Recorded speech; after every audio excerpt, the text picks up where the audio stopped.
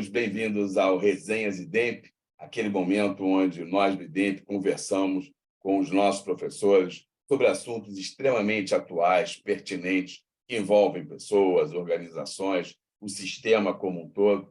E hoje eu tenho um prazer, uma honra enorme de ter uma amiga, professora do IDEMP há muitos anos, professora Vera Mello. Ela é uma das grandes especialistas em educação que eu conheço e é alguém que é apaixonada por pessoas. E a gente vai conversar hoje sobre liderança, sobre um aspecto que vai além do comportamental. A gente vai falar de liderança sobre o ponto de vista neuroliderança.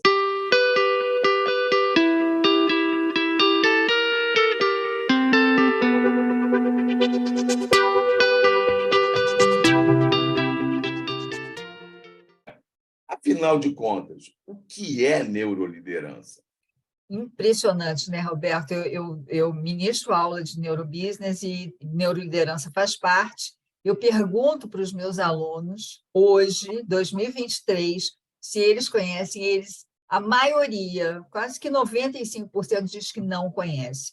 E é uma nomenclatura cunhada pelo David Rock em 2006. Inclusive, ele tem um instituto que se chama Neuroleadership, e esse é um campo interdisciplinar que combina os conhecimentos da neurociência, da psicologia e da liderança. Para quê? Para práticas mais inovadoras no gerenciamento das pessoas. E, falando um pouquinho desse cérebro, desse supercomputador que nós temos, né? Ele é o processador mais poderoso do mundo. Em tempos de chat GPT, eu posso falar isso com propriedade. E porque as pesquisas neurocientíficas de como o nosso cérebro funciona, e, sobretudo, atualmente, conseguimos vê-lo funcionando ao vivo, a cores e em tempo real. Então, inúmeras descobertas estão sendo realizadas, e todas elas, falando mais especificamente da neuroliderança, visam beneficiar as estratégias para liderar melhor as pessoas. E, pasme, nosso cérebro é plástico, né? Que isso é uma descoberta fantástica. Eu sempre falo que no século passado nós perdíamos, né, as nossas capacidades cerebrais, e hoje em dia nós sabemos que o cérebro tem uma capacidade impressionante para novas soluções, por exemplo, né? Mas o acesso a essa capacidade que nós temos e que, infelizmente, poucas pessoas conhecem, precisa ser trabalhado e estimulado, né? Exatamente para que a liderança seja melhor hoje do que ela foi ontem. O Harari, né, no livro Sapiens, né, ele alega, né, ele diz, né, e eu acho que ele tem razão, que o que levou o homem, né, o Homo sapiens, ao topo da pirâmide, né, foi a capacidade cerebral de imaginar, né? Que nenhum outro animal consegue. Um monte de animais sonham, mas a imaginação e a transformação da imaginação em algo efetivo, né? Porque muitas vezes, né, a gente trabalha com inovação, trabalha com novos negócios, né? E tem aquela famosa pergunta: quanto que vale a maior ideia do mundo? Né? Aí começa bilhão, trilhão, e a gente fala: olha, vale nada, zero, se ela não é colocada na prática. Então, imaginação é maravilhosa, mas o desafio é a prática. E eu acho que, acho que esse é o grande gancho da neuroliderança, né? De fazer essa conexão do ambiente imaginário, o sonho, que é maravilhoso, com a prática. Essa é uma capacidade realmente humana. Agora, o que nós precisamos, né, Roberto, e o foco no trabalho com a liderança é esse também, é ativar, né? É ativar todas essas capacidades que nós todos temos, todos nós seres humanos, mas que muitas vezes você não desenvolveu, você não colocou foco ainda, né? E só para complementar essa parte do cérebro, que eu sou completamente apaixonada, o nosso cérebro é preguiçoso, podemos falar dessa forma. E aí, o que acontece? Como ele gasta muita energia, né, 20% da nossa energia é gasta com ele, que pesa 1,5 kg, né, sem pensamentos. Ele prefere usar o que já sabe. Né? Para quê? Para poupar energia. né? E aí caímos no automático, nos nossos vieses cognitivos, os nossos vieses inconscientes, né? Então, essa mudança de mindset é algo que nós precisamos trabalhar com as lideranças, né? Então, A gente vive hoje um momento, né, muito complicado, que é uma exaustão que é, Tic-Teco tem de receber informação, né? é, Tem um estudioso chamado Paco Underhill, ele diz que nos anos 60 nós éramos impactados por algo em torno de 400 códigos, marcas, informações diariamente, e que hoje são quase 20 mil. Então, a capacidade que nós temos hoje de absorver algo, ela declina de uma maneira espantosa. E como a é. informação é cada vez maior, como que a neuroliderança ajuda a focar? Como que ela ajuda a você fazer escolhas? O mais importante, Roberto, é entender como é que o nosso cérebro funciona. Lógico que todos nós sabemos de uma maneira leiga, mas no momento em que ah, você se prontifica a fazer um curso chamado Neuroliderança, né? Então, você vai falar não só sobre liderança, você vai falar sobre o neuro também. O que é esse neuro? É a neurociência. Então, entender o funcionamento vai ser o primeiro passo, né? E como é que nós nos comportamos? E daí existem vários fatores, vários componentes dentro da neuroliderança. Ela vai explorar essa base neural, né, das práticas de liderança e vai também juntar isso com todas os componentes de Perfeito. comunicação, tomada de decisão, né? Dentro da tomada de decisão, só um pequeno exemplo, Roberto, existe a emoção. E, normalmente, quando fala-se, normalmente eu digo no século passado, eu sempre gosto de usar essa expressão, no século passado, você ia tomar uma decisão e você tinha a sensação de que ela era a mais lógica e racional possível. Números, dados, planilhas, pizzas, né? Organogramas com cronogramas, vamos juntar isso tudo, quanto mais dados, melhor. Só que, atualmente, a neurociência comprova, e aí não existe mais achismo, né? Ela comprova que as emoções estão como pano de fundo, elas estão ali atrás de uma tomada de decisão, por exemplo. E isso só diz que os últimos 6 ganhadores do Prêmio Nobel de Economia, todos eles são economistas comportamentais. Exatamente, né? E Behavior economic é o grande ponto. Eu estava aqui pensando, Vera, diga. sobre uma questão de como que esse assunto, né, nós também trabalhamos, né? Porque existem assuntos que são bem específicos, né? Mas essa questão da neurociência aplicada à gestão, à Uhum. liderança e à gestão como um todo faz com que a gente tenha palestras, workshops, cursos mais tradicionais, trilhas de neuroliderança, né? Então, a gente consegue entregar, né, um conjunto de eu quero que as pessoas durante 1 hora saibam o que significa, ok? Tudo bem, Uhum. né? Até um aprofundamento onde a gente já criou, né, projetos de ano, né, com vários modos para que haja um aperfeiçoamento e, obviamente, um mergulho nessa aprendizada humana. Como Isso. você falou, se você não tem consciência de como as coisas funcionam, ela vai ficar no nível só daqueles, Automático, né? daquelas 3 horas que o cognitivo vai aprender. Depois de Isso, 4 horas, esqueceu tudo. isso. Então, é necessário aprofundar dentro daquilo que compõe a neuroliderança, né? Porque ela é um conjunto de disciplinas, né? Dedicadas não só a entender o nosso funcionamento, o nosso comportamento, né? Os nossos neurotransmissores, quando eles estão ativados, você está muito estressado, então é o cortisol, você está satisfeito, então agora é a dopamina. Não é só isso, é entender como fazer com que o ser humano, líder, no caso, trabalhe melhor a sua comunicação na relação com o outro, né? E aí ele também vai entender melhor, na hora dele tomar uma decisão, ele vai compreender melhor o funcionamento dele próprio, ele como líder, Da né? equipe como um todo. Também, né? Ele junto com essa equipe, as pessoas decidindo juntas, né?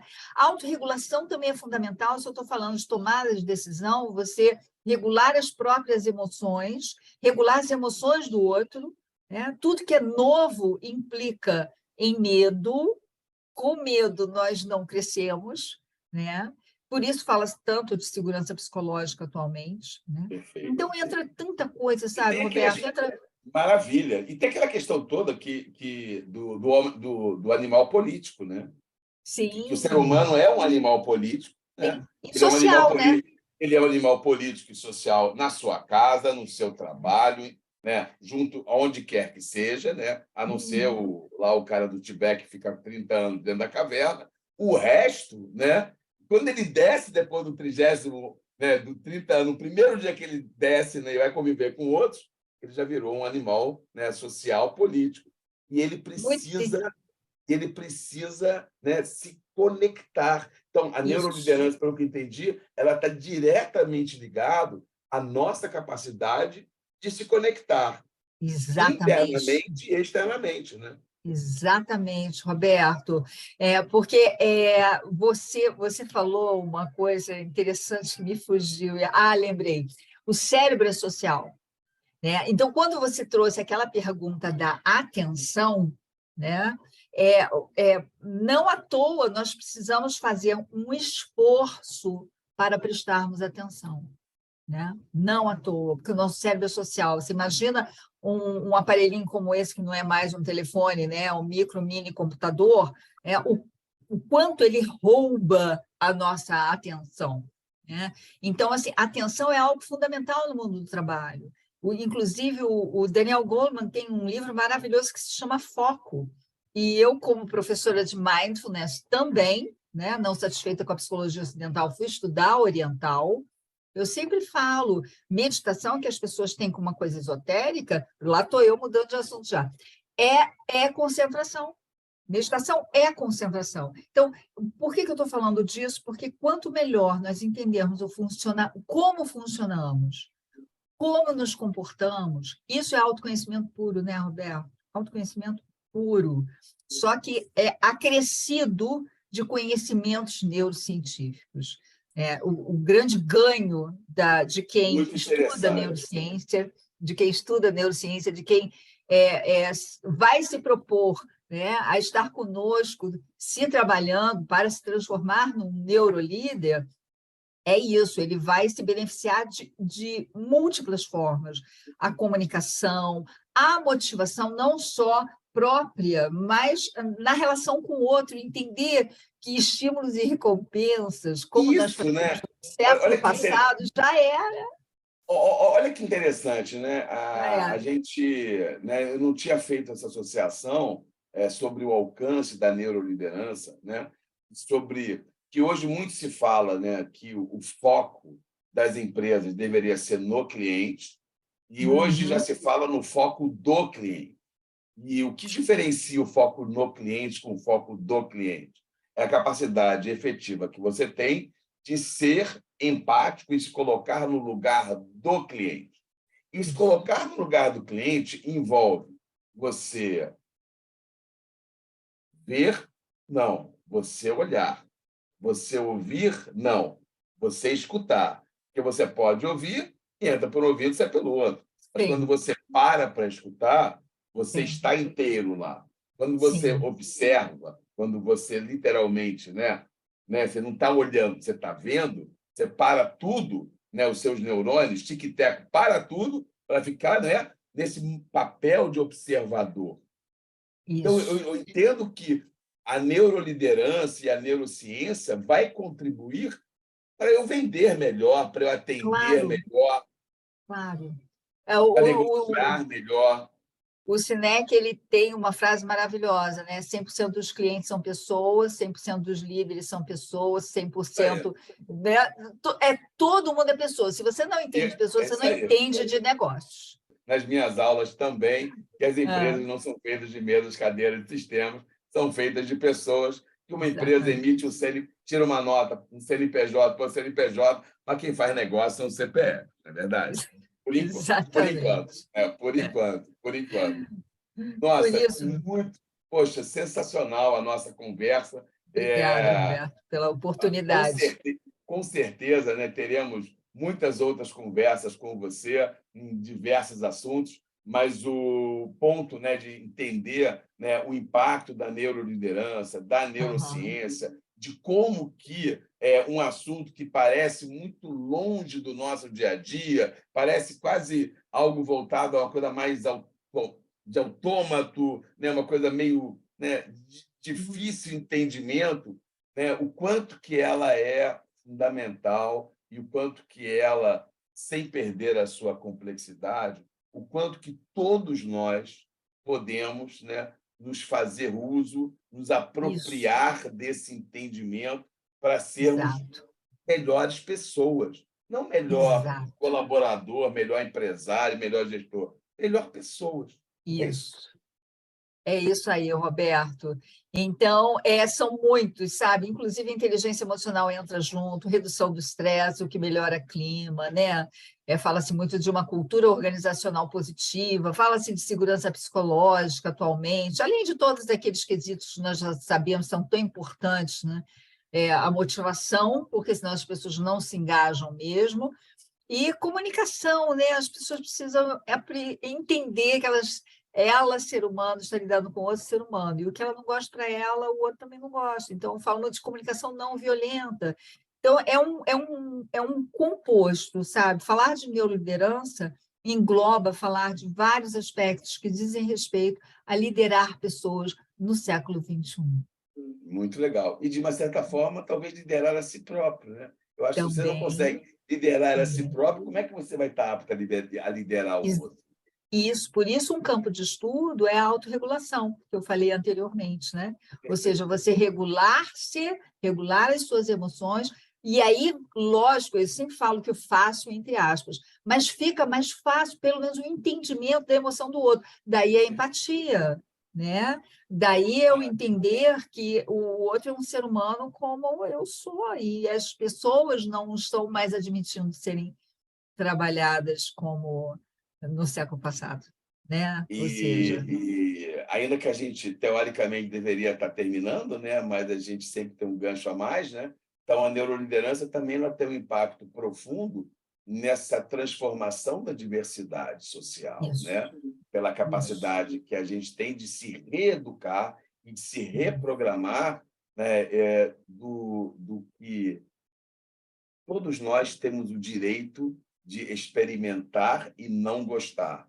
Eu respeito profundamente o pós-conceito, mas eu sou absolutamente anti-preconceito. O preconceito é você jamais experimentar algo e dizer não vi e não gostei. E a neuroliderança, pelo que eu entendo, ela quebra, ela nos ajuda a deixar de sermos pré-conceituosos. Porque o mais importante é respeitar as diferenças. E aí, aproveitando uma fala dos neurocientistas, né? Quando você olha um cérebro do lado do outro, né? Um cérebro sem vida, você pega, está estudando cérebro, olha um cérebro do lado do outro, eles parecem idênticos, mas nós sabemos que nós somos únicos. E como somos únicos, as diferenças fazem parte, a diversidade, não à toa as empresas, né, criaram áreas e cada vez mais empresas criam essa área de diversidade e inclusão. Né? Que legal. Então, é isso. Roberto, só o comecinho, mas tem muita coisa. Isso, professora Vera Mello, que prazer, que honra, que delícia a nossa conversa. Olha, eu que agradeço, né? O IDEMP, o Resenhas IDEMP agradece você estar junto com a gente, tá bom? E Uma você vai satisfação. sempre estar perto de nós em novos programas.